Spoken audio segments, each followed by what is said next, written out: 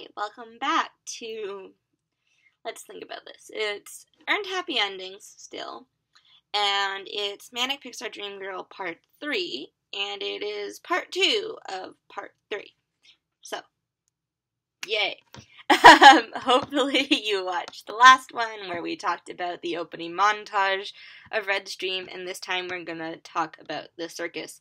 I don't know if you noticed last time, but I am wearing a Pixar shirt in honor of today, when Inside Out comes out. Yay! And again, you should all go see it. But for now, let's just focus on the smaller stuff, which is Red's Dream. So when the film enters its second act, it enters Red's head. Hey, look at that! Sorry. Inside Out, all about the emotions inside our head. We're going inside Red's head instead. And that rhymes. So, and we experience his dream. So the dream world is a bit more similar to the world of Luxo Jr., except the colors are brighter. Which for us is actually a big detail. But there is a black background again, and the only lighting is a spotlight. So this will highlight the movement of Red and Lumpy the clown. Did you know that the clown had a name? Yeah, it's Lumpy, because Pixar has a sense of humor about itself, and you look at the clown, a very forgiving explanation for the clown is Lumpy. So the major aesthetic difference between the Luxo Jr. tableau and the circus is the design of Junior's ball painted on the floor. We have our first Easter egg. If you pay attention to the Pixar canon, you see that a lot. Stuffed animals in Monsters, Inc. Are the ones I always think of because you see Nemo there, and you just notice every film has allusions to another. And so that has a bit of academic weight to it because it's branding the film as a Pixar film. And they start literally with their second movie. Remember, we're not counting that pesky little Wally B one. But so that is one purpose, but it's also a technology purpose. They have the programming already for Luxo's ball, so they can use it as the circus floor. And so also aesthetically, it provides a burst of color. So black background, single light, but here you have a bit of color. And it's a circus, so it needs that color. And also, before that, if you notice, there is a clock on the wall, and Andre, from Andre and Wally B, the arms are Andre. So they counted it as its first film, but we're not going to.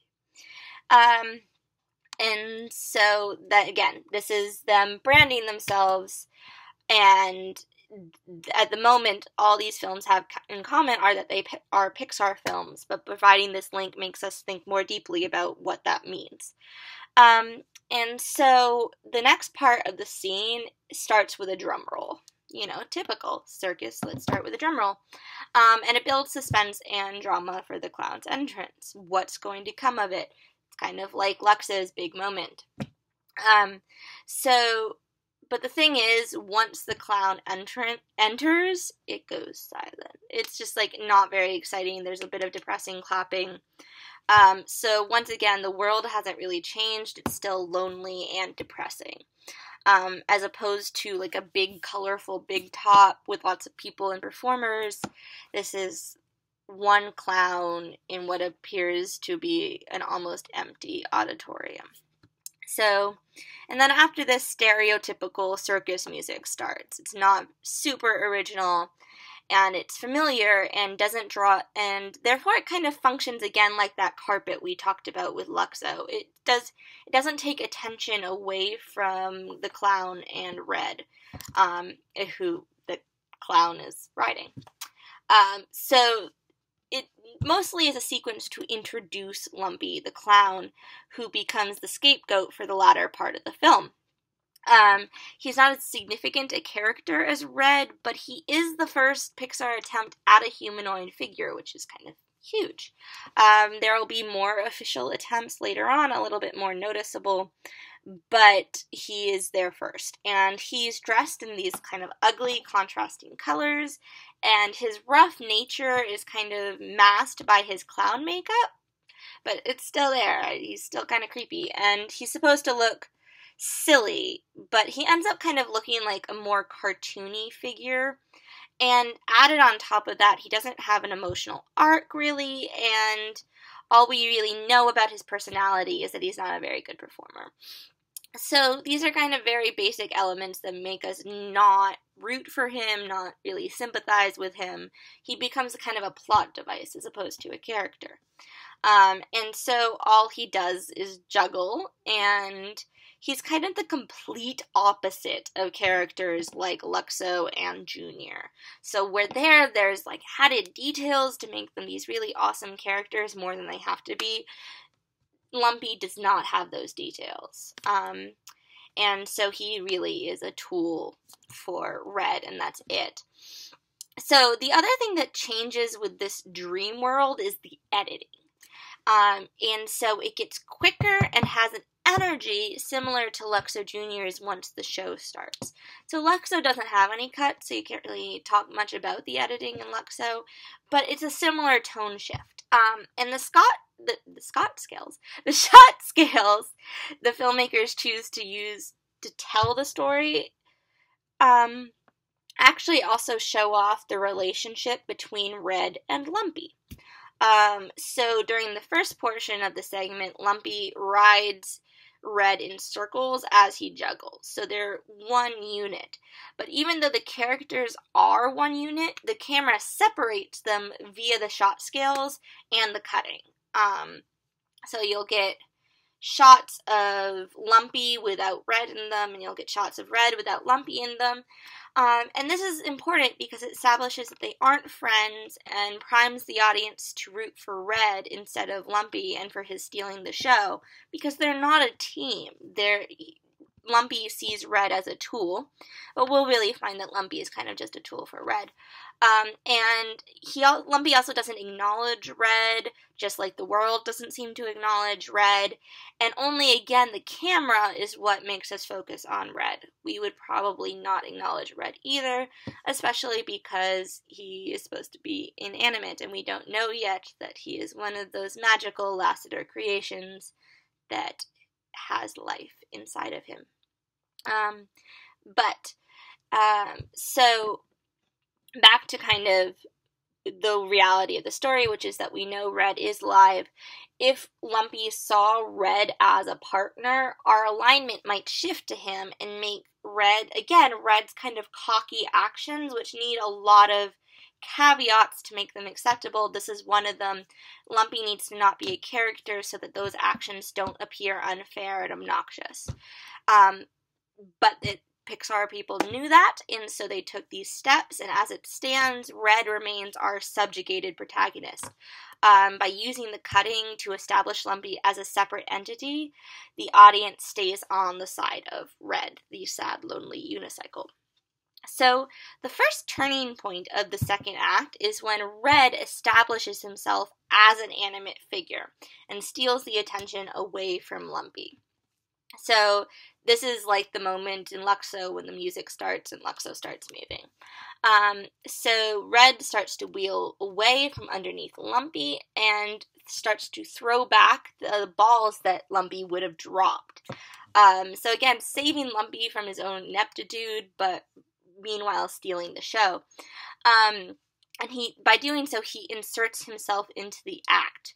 And it is also our major introduction to Red's personality. Like Luxo and Junior, he has personality.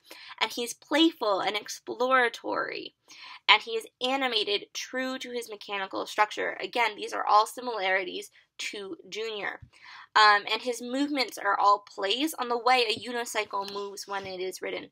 And so, once again, it's true to the structure, and there is no abuse of what we refer to as cartoon physics, which is actually kind of a silly sounding but very huge concept when it comes to studying animation, because when you realize what the animation is, you have unlimited potential. You can break a lot of rules, and you don't necessarily want to do that. But when you do, we sometimes refer to that as cartoon physics. Think about Looney Tunes and Wile E. Coyote, and the Roadrunner. Like, there's a lot of abuse of cartoon physics there. The typical example is running off of a cliff for about 5 feet and not falling until you realize you come off a cliff. That's cartoon physics. But Pixar uses that very carefully. They select their moments when they use cartoon physics, because when you want your stuff to be rooted in emotional reality, you have to be careful how you manipulate physical reality. And so in this moment, there is no abuse of cartoon physics. There will be a little bit later, and we'll get into that. Meanwhile, this is the most lighthearted section of the film, because we actually get to see Red star in a show and enjoy himself. It's fun, it's lighthearted, and that's because Red is having a fun time and is also lighthearted.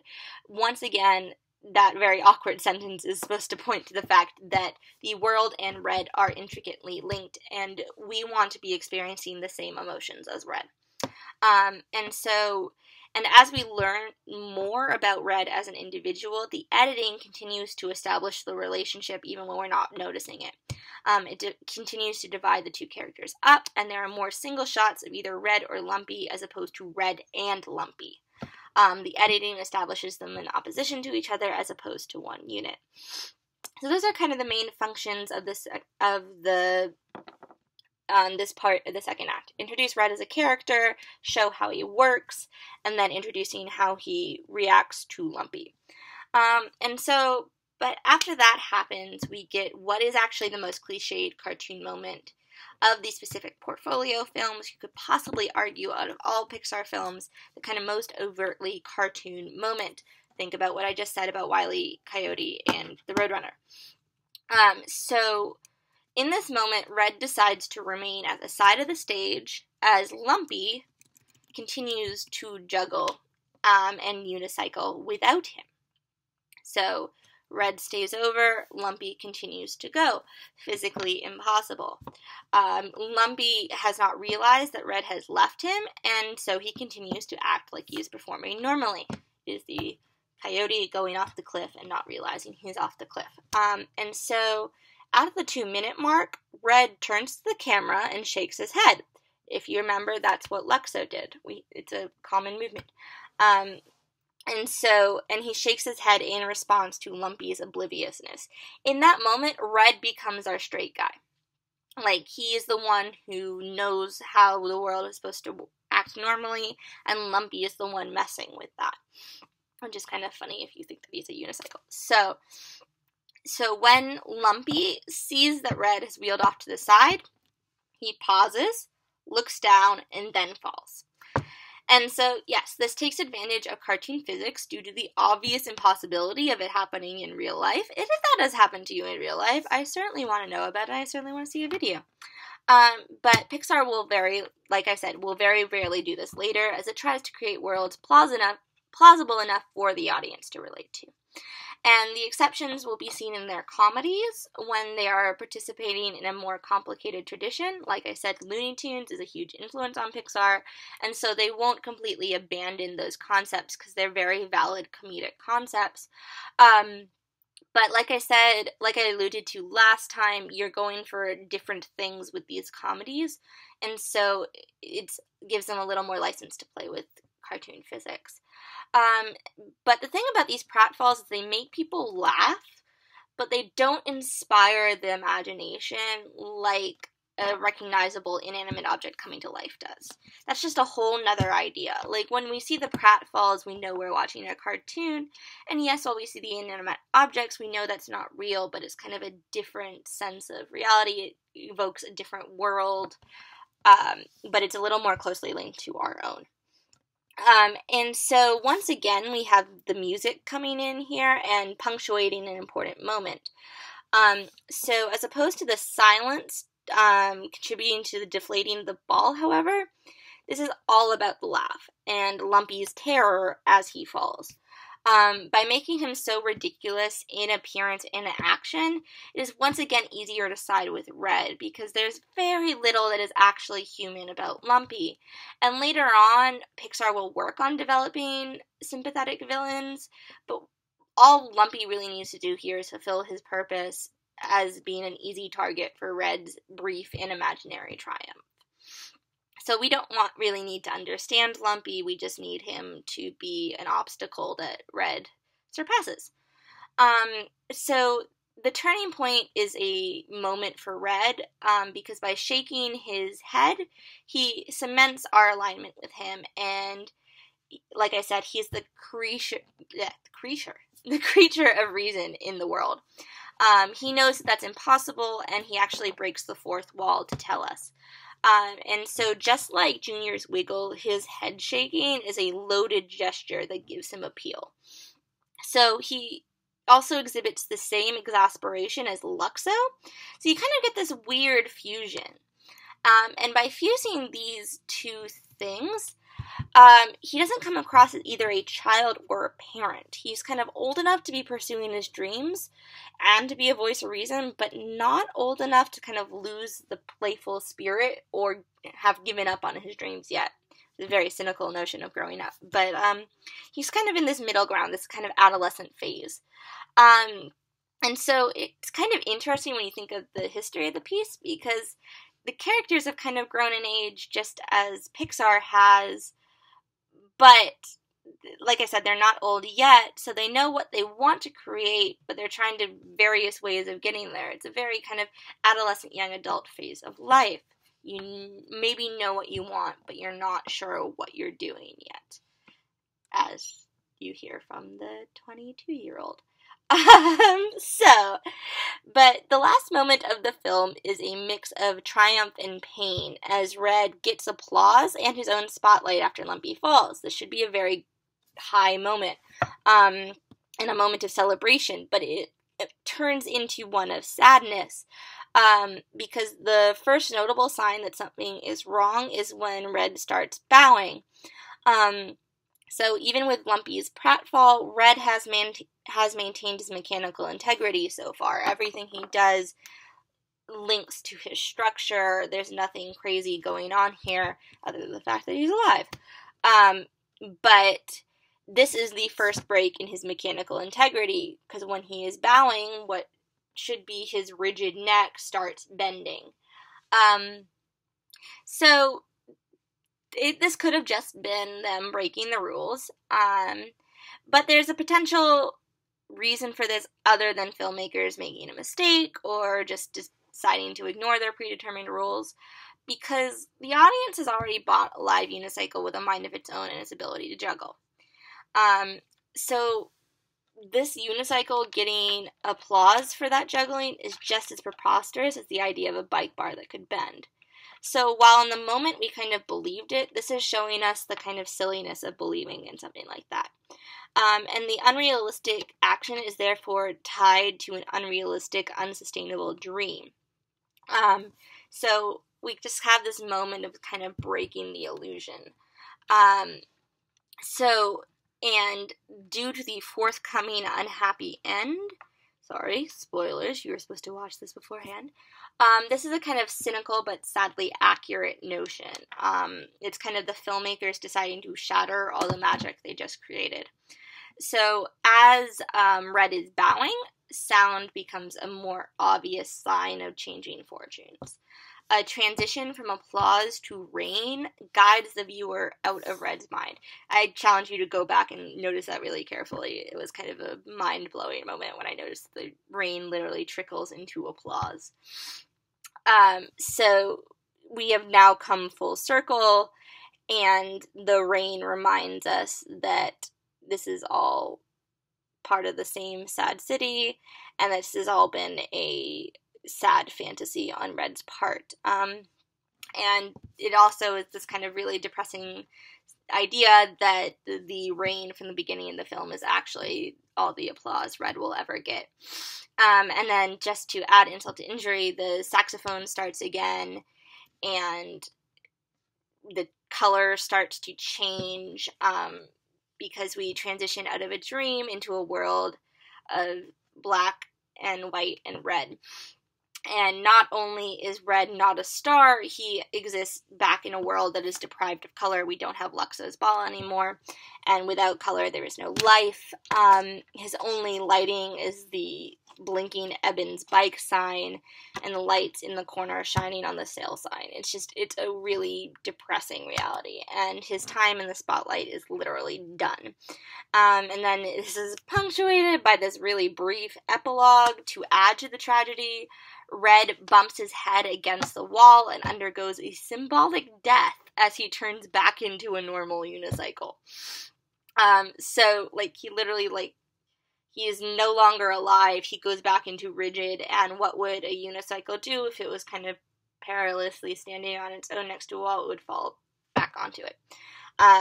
This is all why John Lasseter jokingly refers to this film as Pixar's blue period. So while most Pixar films reward their dreamers, this film has the distinction of being the only Pixar piece with a sad ending. The atmosphere created in Red's dream and its melancholy tone make this unsurprising, because Red does not get to live out his dream, and he has done nothing to deserve his fate. The only reason is that the world is a cruel place. So that's a very depressing place to end, but it makes sense because Red's Dream is a depressing movie. But like I said, there's stuff to be learned from it. First of all, just the idea of a sad ending. So it's very easy to end that piece on a sad note, and say kind of bigger picture things about the world, but they're very cynical things. And Pixar very rarely goes cynical after this, and so they instead find ways to have sad material and emotionally realistic material, but give their characters happy endings or have them find a way out of it. You see the expressive landscapes, which will come up again and again. You see more work with inanimate objects coming to life. This is becoming a pattern as opposed to a single project. And you see an attempt at a humanoid figure that's not quite there yet, but will be. And the idea of a villain and how they would handle a villain. So there's just a lot of things to take note of, to think about, and think about where it is in terms of Pixar history. So that's where we're going to end today, a bit of a shorter project than Luxo. Next week will be really interesting. We'll be covering Tin Toy, which has another creepy humanoid figure, but more importantly has a really awesome plot structure and is very entertaining. And if you've seen Toy Story, it has all the origins of Toy Story. So think about that when you watch it. And hopefully I will see you next week. Go see Inside Out. Alright, bye guys. Oh, and leave questions. Don't forget. Alright, bye-bye.